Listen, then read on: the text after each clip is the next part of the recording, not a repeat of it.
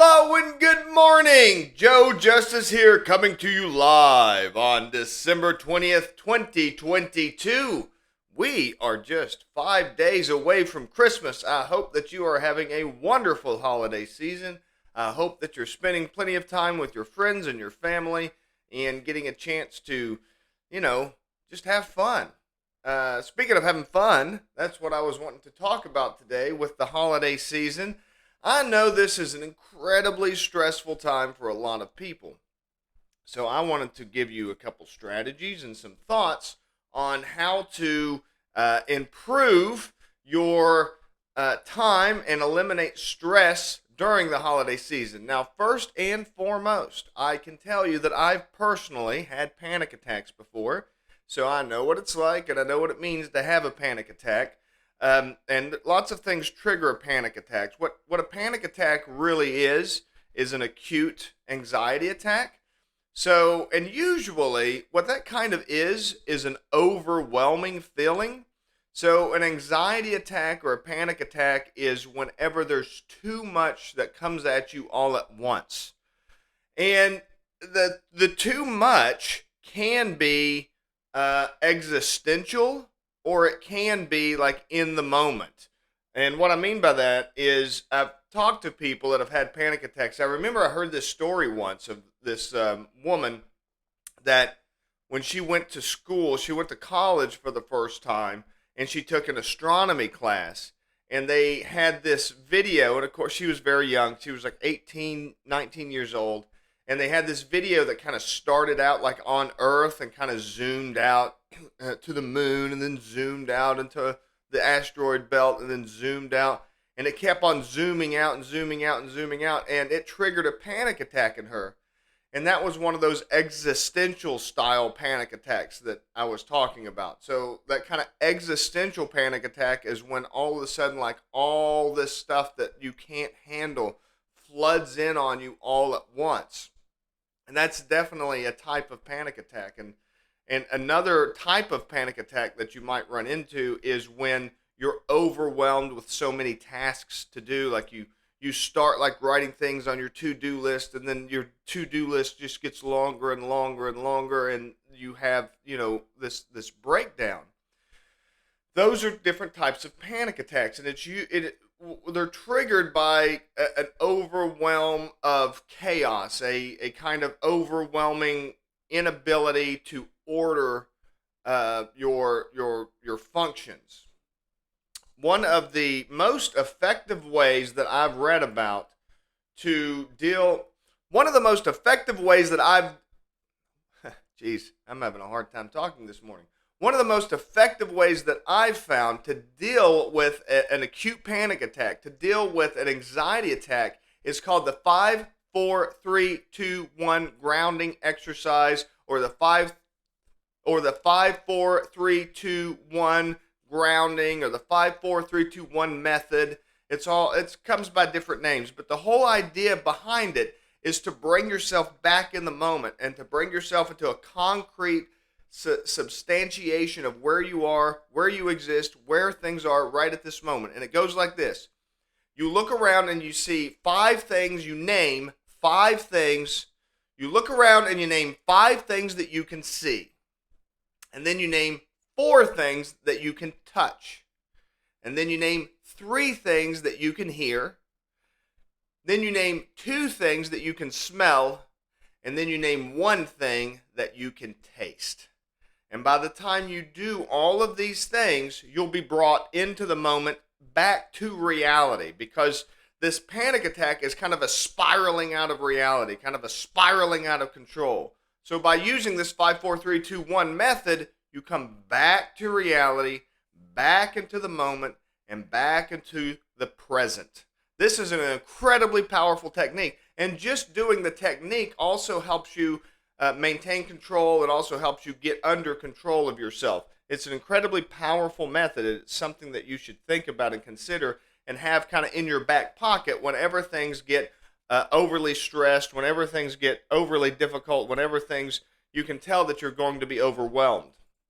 Another really powerful thing this time of year And actually, we're probably a little bit too late on it. I probably should have touched on this subject a little earlier in the month, is to prioritize and make a list of tasks that you need to do. You can't do all of the things. It's not possible. You have to prioritize. You have to set a criteria, and you have to do the things that you can do. If you can't do them, then you need to let them go. If you can't achieve a certain thing, if you're not going to have time to do something, you need to accept it, move on, and let it go. The more things that you let go, the less stress that you're going to have and the less anxiety you're going to have. Especially if you know that you're not going to be able to do them, because then that's just going to stress you out. That's just going to cause anxiety. Take breaks and relax during the holiday season. Whenever you've got lots of things piled up on your plate, you need to take time to take care of yourself and to relax and to be able to prioritize your own health, your own happiness, and make sure that you're taken care of. And don't be afraid to ask for help. Whenever you're struggling, whenever you're having a difficult time dealing with circumstances, whenever you're having a difficult time managing things, do not be afraid to ask for help. Now, the caveat that I will give to this is a really touchy one and a really difficult one for a lot of people. But I really do mean this. Do not ask for help from people that will want payment in return.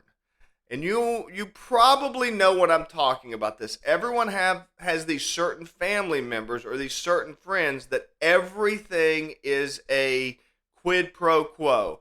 If you help me today, then they've got this little ledger, and whether sometimes it might even be a physical ledger, but they've got this little ledger in their head. Well, I helped you today, that means you helped me tomorrow.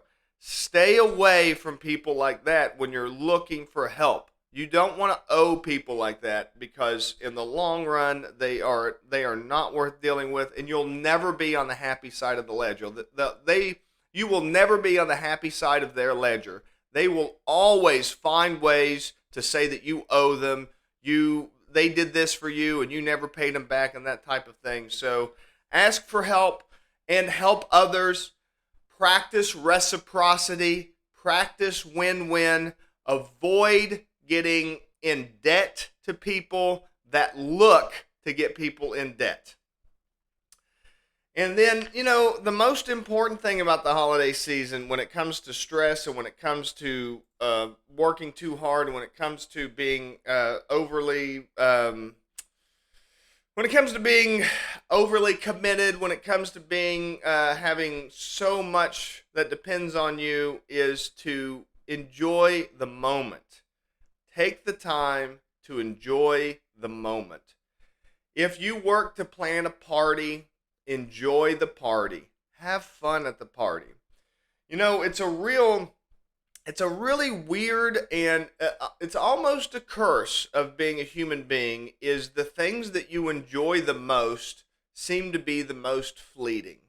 If you go to a party that you really enjoy, the time, it just absolutely flies, and you have the best time of your life, and it's over so quickly. And that's how you know that you enjoyed it.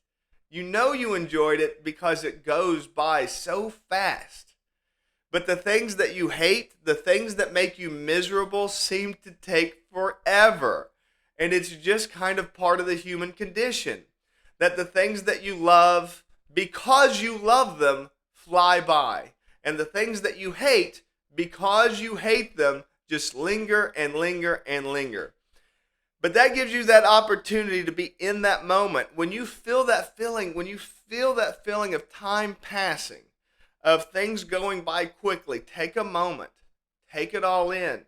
Use that 5, 4, 3, 2, 1 method. Find 5 things that you can see.